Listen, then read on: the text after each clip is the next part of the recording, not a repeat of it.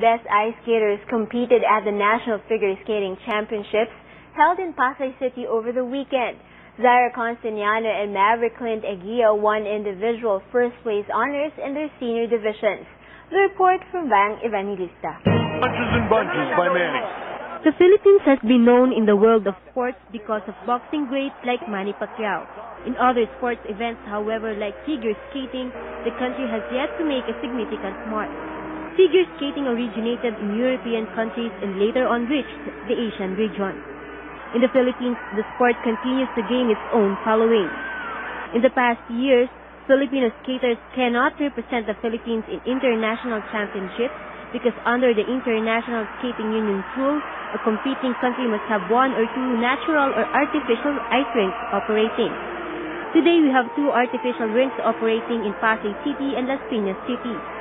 Yesterday, the 2010 Philippine National Skating Competition was held at SM Mall of Asia to choose who are going to represent the country in 4 international skating competitions next year. Second time we organized this national event, which also sanctioned by the International Skating Union and recognized by the Philippine Skating Union and recognized as well by the Philippine Olympic Committee.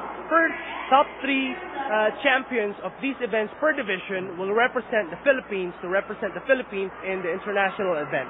Tutumban says competitions like this help bring the sport to the public. So it's a good event on this year, and it's very much in the form of keeping the interest and increasing the interest of the public on figure skating sports and ice sports as well. Anyone as young as 5 years old can already train for figure skating. Like any other sport, discipline and constant practice are necessary to become a good figure skater. 15-year-old Zaira Constantino emerged as champion for the senior ladies division in yesterday's competition.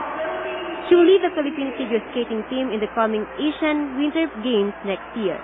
Van Evangelista, RPN News.